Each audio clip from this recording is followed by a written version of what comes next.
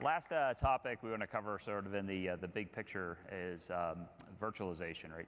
And the growing use of virtualization with the cloud is really moving in a direction that's now being called software-defined data centers.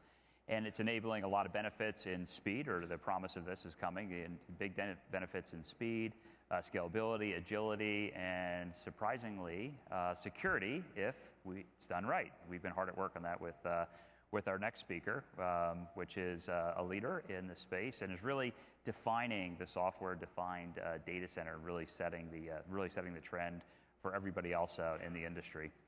And I'm very happy to introduce the leader of that company, who's one of our fantastic partners. He's a platinum sponsor for this Ignite event. So I'd like to welcome up on stage Mr. Carl Eschenbach. He's the president and COO of VMware.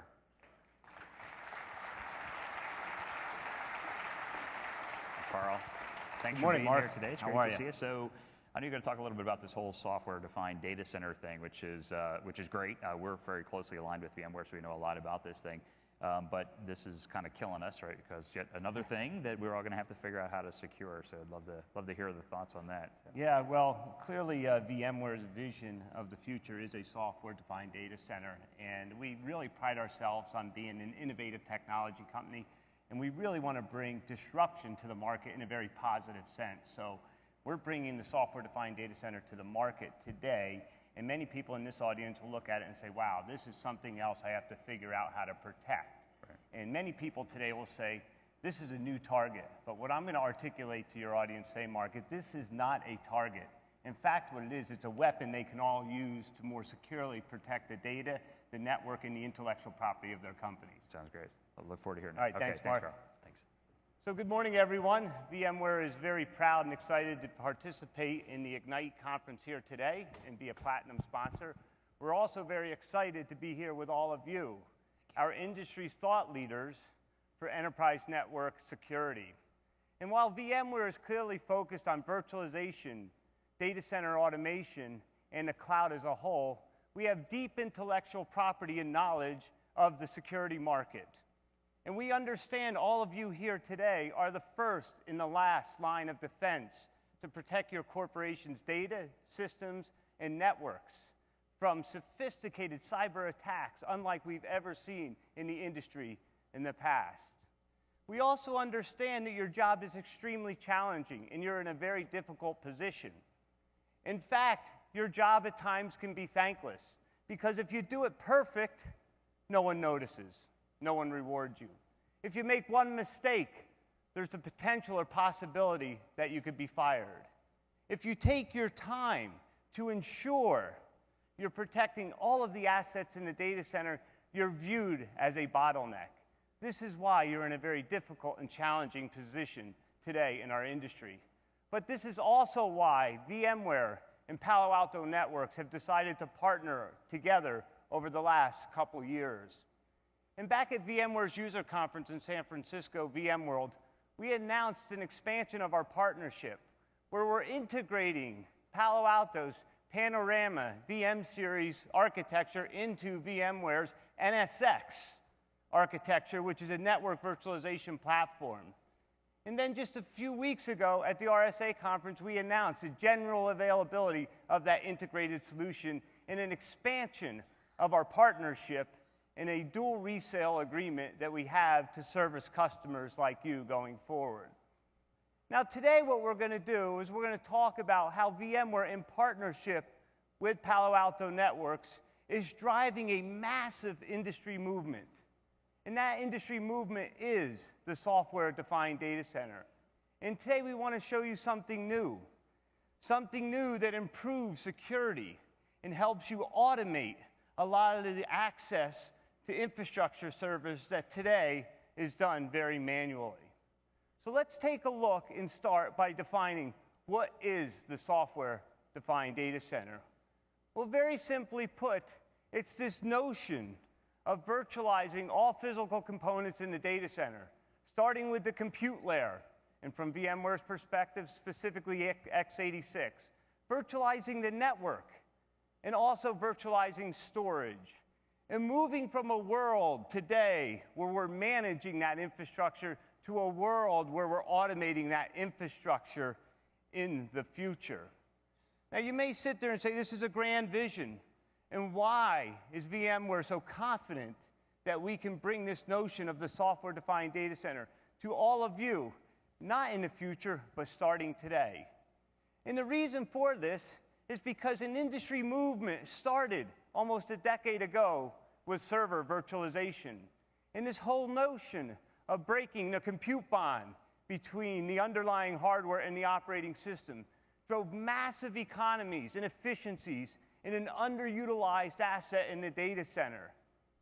We are saving our customers, on average, $10 billion a year in physical infrastructure through the use of server virtualization alone. And this is a technology at VMware we often think about as the most non-disruptive, disruptive technology to hit the data center in the last 2 to 3 decades.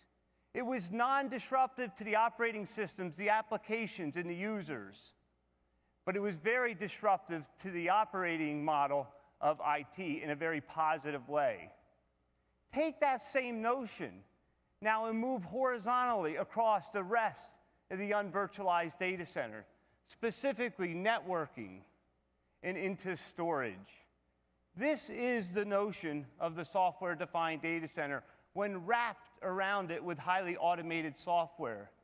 And the more automation we can put into the software-defined data center, the further we reduce the friction that exists in all of your environments today between the consumers of IT services and the producers of IT services.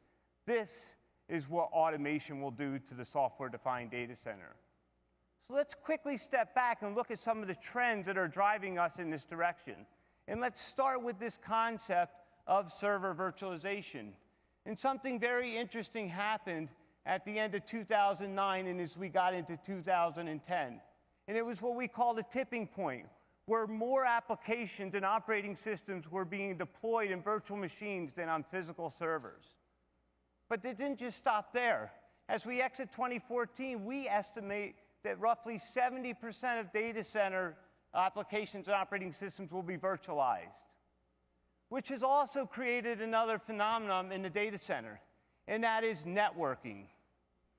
In this year alone, actually in 2013, we saw another crossover occur, where there are actually more virtual ports in the data center than physical ports, making VMware one of the largest networking companies in our industry. We understand networking. We've been doing it for a long time. But the networking hasn't scaled to meet the consumer demands that we see from folks like yourself. So while we're happy and excited about the software-defined data center, and we already see people deploying this architecture, think of the Googles, the Amazons, or the Facebooks.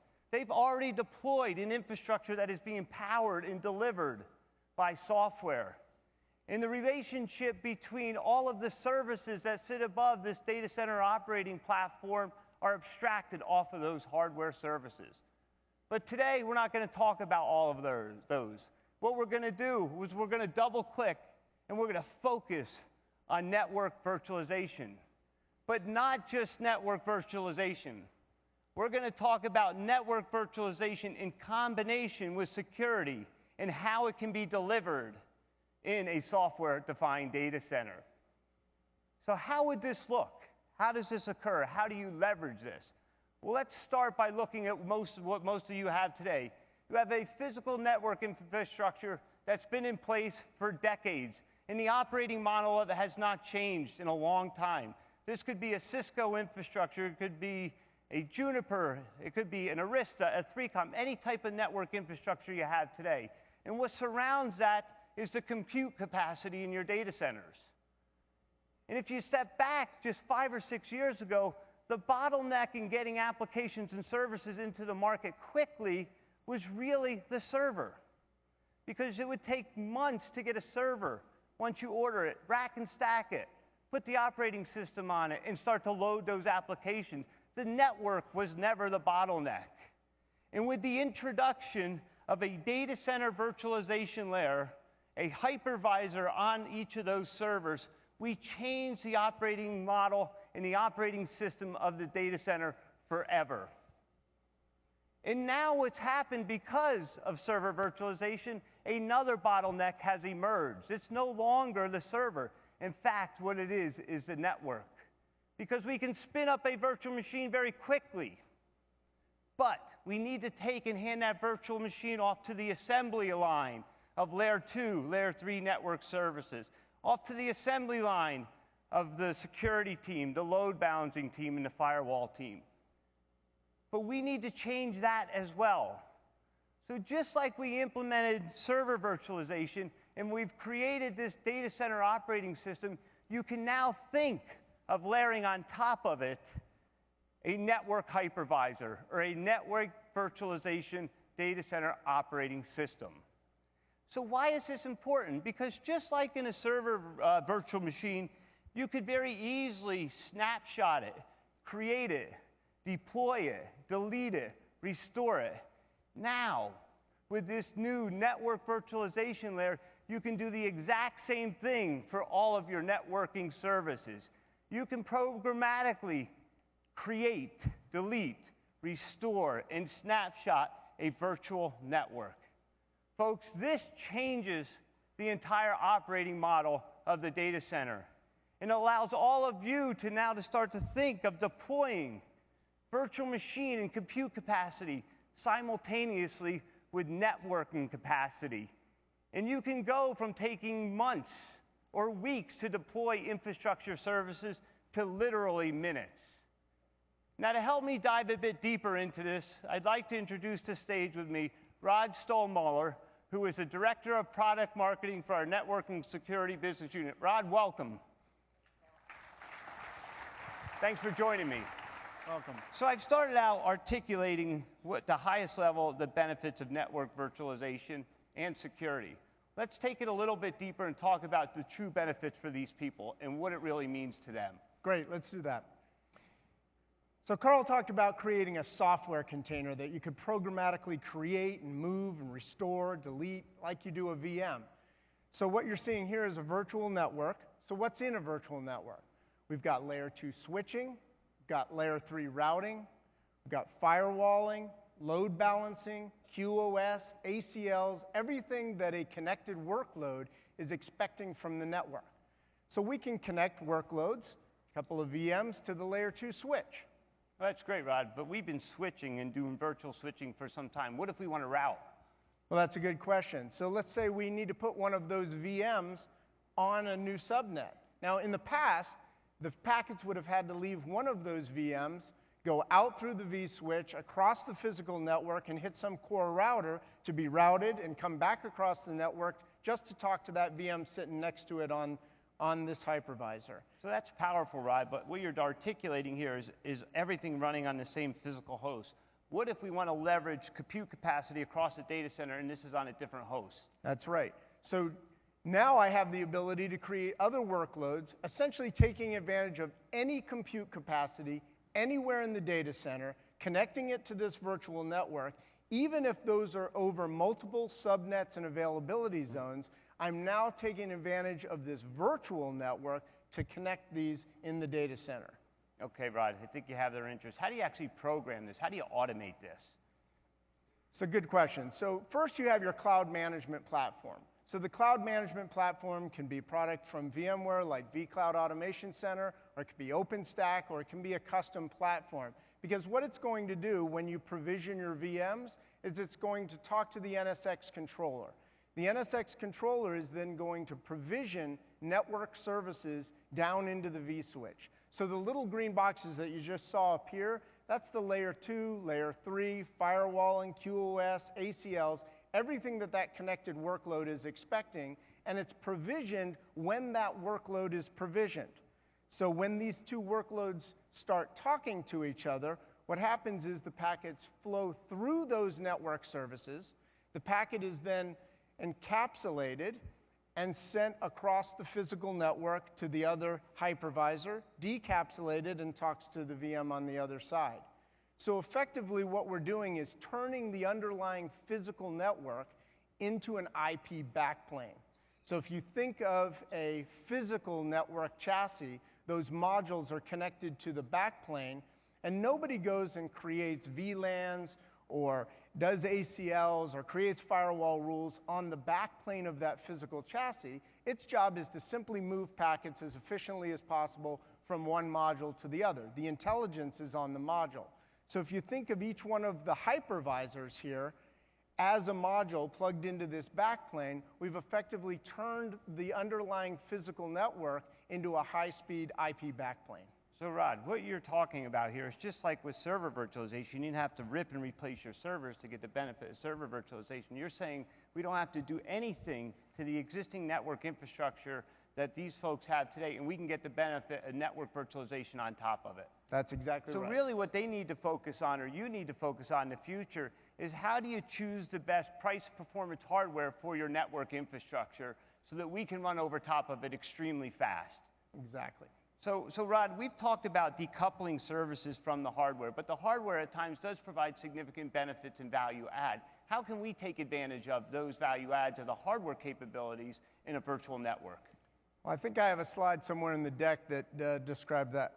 Oh, there it is. Okay, so think about an elephant flow. One of the things that the vSwitch can do is it can identify different kinds of flows and then DSCP mark those so that it actually takes advantage of capabilities in the physical network to prioritize or deprioritize these flows as it moves through the queues in the underlying physical network. Okay, Rod, let's pull it up a level here. Elephant flows, deep packet inspections, insertions, you're getting pretty technical, at least for myself, probably not for these folks. So let's talk about, Rod, how we can actually distribute some of these network services and the value of network virtualization would bring to those distributed services. Okay. If you look at the way a Cisco normal three-tier architecture that many of you are probably familiar with, if I have two VMs running on a single blade, the traffic that's going to go up to the firewall, centralized firewall, is going to have to move across the network through the over-congested links and actually use up capacity in the north-south firewall and then come all the way back to a VM that's running on the same blade. Now, Rod, I'm an old system engineer from my networking days, and I know that's called hairpinning. And hairpinning puts extra traffic and capacity on the infrastructure that's not needed. How can we address that with network virtualization? Well, because we can actually do the firewalling or the routing, distributed services in the VM now, or in the virtual switch, we have the ability to then do this right on the UCS blade here. So now the traffic doesn't move across any part of the network. We actually enforce the rules right there in the hypervisor. And this is really important because as we talk to our customers, and probably many of you are like this, you're highly virtualized in your data center. And we're seeing upwards of 70% of data center traffic now taking place between virtual machines. So there's no reason to go north and south into the network infrastructure to get your enforcements around how you're going to do networking, switching, and routing. So Rod, that's a great example, again, running on a single host, but what if we're distributed across the data center? How does this look? Well, it looks essentially the same in the normal environment, but now with NSX, we have the ability to actually take advantage of the hypervisor, and the traffic now only moves across the aggregation part of the network, not all the way up into the core. That's great. So no more hairpinning at all, even in the distributed architecture. Exactly. So we're talking a lot about network virtualization, and this is a security audience. And we speak to many of you on a daily basis because once you virtualize your infrastructure, obviously it has to be tightly integrated to security and security policies. And we're hearing from customers, while we're doing a lot of goodness for the industry, it also creates some challenges. And most of these people today are very good at protecting the perimeter of your networks, but they really want to start to not just protect the perimeter, but actually start to do something called honeycombing. What are you hearing about, or from our customers, on what their challenges are around security in this environment? Well, just as you said, a lot of our customers are doing a great job utilizing their north-south firewall to create the perimeter defense, the hard, crunchy outside. But what they end up with is a soft, chewy inside where there's no real good lateral controls for threats that actually get into the data center. And since a lot of traffic is now moving east-west into the data center, we need to protect this. Now, nirvana to you guys would be the ability to do micro-segmentation, to be able to do the honeycombing, to be able to trap those east-west threats as they get into the data center and keep them from propagating. But even if you could afford all of the firewalls necessary to do this, the operational model of keeping track of all those moves, adds, and changes that happen and keeping all of the rules updated is operationally infeasible. So everyone would love to do micro-segmentation, everyone we speak to, but it's operationally not easy to do. And secondly, it would be very expensive to put that many firewalls if you're trying to protect your east-west traffic. That's right. So how can a software-defined data center actually help them create that weapon, right, for security in a network going forward? Well, let's take a look at that. So today, when a packet leaves the VM, as you all know, it's going to move across the network and go to some central firewall choke point to be able to be evaluated and enforced. Hairpinning. Hairpinning. Now what we're doing is we're actually automating the provisioning of workloads that include the security profile as part of the workload that's being provisioned. So when I provision the workload, the security profiles that go with that workload get provisioned with it.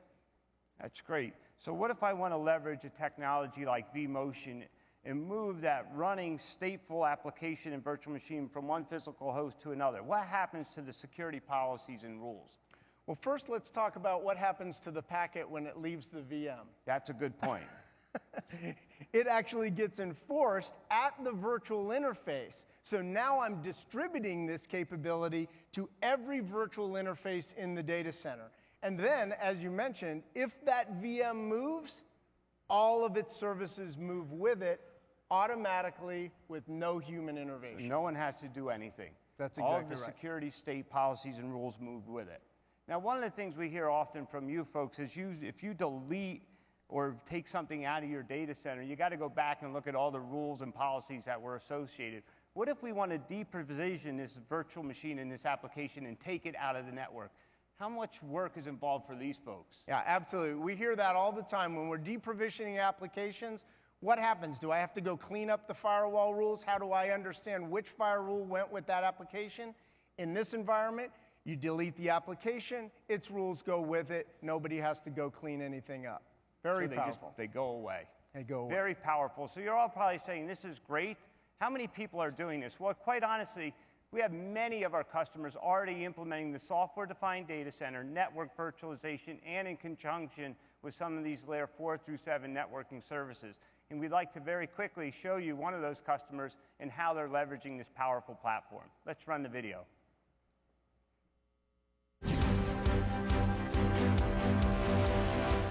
Thanks for giving me the opportunity to tell our WestJet story. Here at WestJet, we made a lot of changes in a relatively short period of time just to keep up with innovation, not to mention our rapid growth as an airline. Over time, we had introduced more and more complexity into our network, and a lot of that complexity had to do with how we were doing security.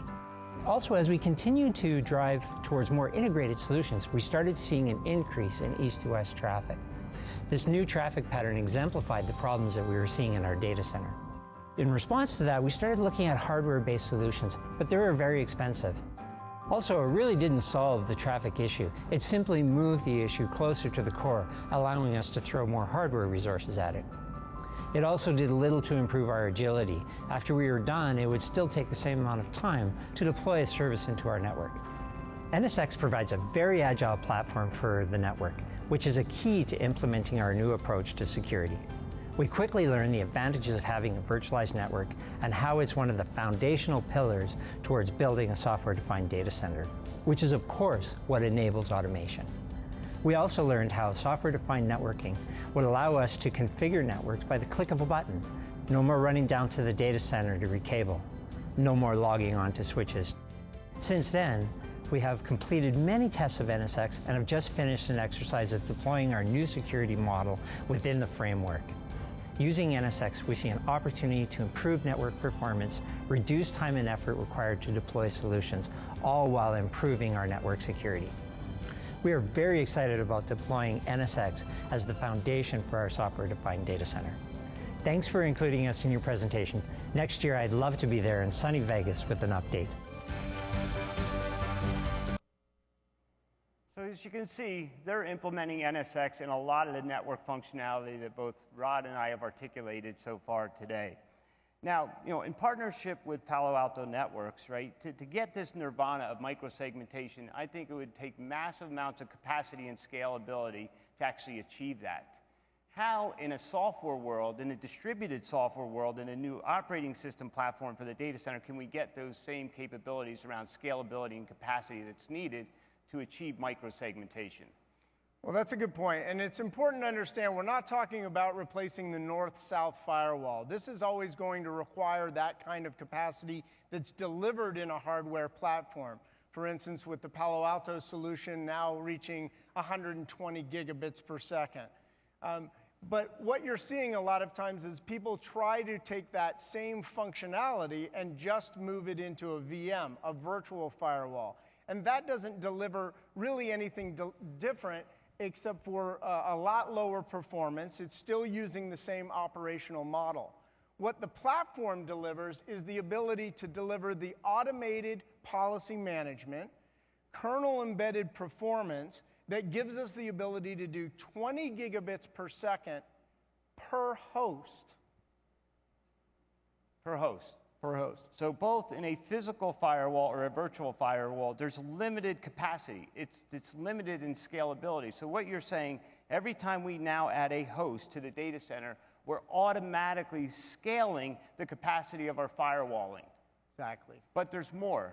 Because in this new operating model, we're not just scaling the capacity of firewalling every host that gets added, we're scaling the network capacity and the compute capacity. And this is the new operating model for the data center. That's the software-defined data center. That's right. So let's keep going and talk about some of the native security problems we're solving through the software-defined data center and security. Great. Well, one of the things that the platform does is natively deliver isolation. So anytime I create a virtual network, it's automatically isolated from any other virtual network and from the underlying infrastructure. So for instance, I can create a dev network, a test network, and a production network, all running exactly the same applications with exactly the same IP addresses, operating over the same physical infrastructure. This gives companies the ability to move very quickly between dev, test, and production, an activity that used to take weeks or months for some. Then, of course, we deliver segmentation. So segmentation gives me the ability to create multi-tier applications inside this software container. So I can have a web tier, an application tier, a database tier that actually have a communication path, but we leverage the stateful firewalling capability running in the hypervisor in a distributed way to be able to control the traffic that goes between these. And then finally, it's advanced services insertion. So my guess is the advanced services insertion is where we've done the integration with Palo Alto Networks, Rod. That's exactly right. So using the advanced service insertion, we have the ability to take Palo Alto Networks' next generation firewall capabilities and App ID and add them into this service chain so that we're leveraging both the automated distribution capability, the in-kernel performance, and doing this in a distributed way. So since this is the Ignite conference, Rod, and Palo Alto Networks user conference, let's double click on that and talk about the integration our two companies have done together. Fantastic. So the way this works is Panorama actually registers with the NSX controller. Once Panorama registers with the NSX controller, it has the ability to distribute the VM series firewall capability, next generation firewall capability, onto every hypervisor in the virtualized environment. So you're saying the security administrator can now provision and deploy policies and rules for both northbound, southbound traffic and east and west simultaneously. Exactly. So when the service policy gets created, it gets distributed out to both the physical north-south firewall and in conjunction with the rules being distributed out to each one of the VMs when it's provisioned, the ability now to steer the traffic so that if I want to take advantage for any particular application that's running, any particular VM, I can steer the traffic into the Palo Alto next generation firewall, App ID capabilities, and I have exactly the same capabilities running on the VM series at every hypervisor that I have on the northbound north-southbound firewall. So why is this so exciting for our customers, and what is the benefit they're getting through this approach? Well, let's take a look. If you have the ability to create multi-tier applications, web, app, database, and I can apply stateful firewall rules, stateful capability in between, say, my web and my app, and I can apply detailed next-generation capabilities on the database tier, and I can deploy these VMs anywhere in the data center. Now I have the ability to, for instance, run web and database tier on the same hypervisor without any communication going on between them. And if anything moves in the data center, nothing changes because all of the rules move with those workloads around the data center. And if I ever notice a threat, I can actually quarantine off that workload so that it can't talk to anything. These folks have become experts at quarantining those workloads once a threat has been detected. How would that work in our environment? Well, let's take a little different view of it. So we would use Service Composer, a product from VMware, to create these policies. And I create groups that these different VMs are going to be put into. I define one called a quarantine group so that if I identify a threat, I can actually mark that VM to be put into the quarantine group. So when I deploy the software-defined data center, I have my VMs deployed in a group. As I scan, for instance, these workloads and I identify a threat, I can actually move them into the quarantine zone, which in this case, I'm going to utilize Palo Alto Network's app ID to say the only thing that can talk to that workload are the tools that are going to be able to remediate that. And then once I scan again and remediate those workloads, they can be moved right back into the location where they were originally provisioned. All of this without any human intervention, all of this very automated. Wow, Rod, that's a powerful story. Thanks for helping go, a double click onto this technology and how VMware and Palo Alto are working together. Appreciate your time. Thanks, Rod. So what are the key takeaways from our message today? First of all, VMware and Palo Alto are very excited to be working together. And truly, the software-defined data center needs to now be viewed not as a target for new threats, but as a weapon to help you more automate the deployment of both networking and security policies in your infrastructure. The other thing that we've noticed today is that the software-defined data center is the only solution that can deliver a combination of distributed performance, automation, and advanced service insertion that allows and makes micro-segmentation only possible through the software-defined data center. So for all of us today, let's not stop protecting our data from a northbound, southbound perspective.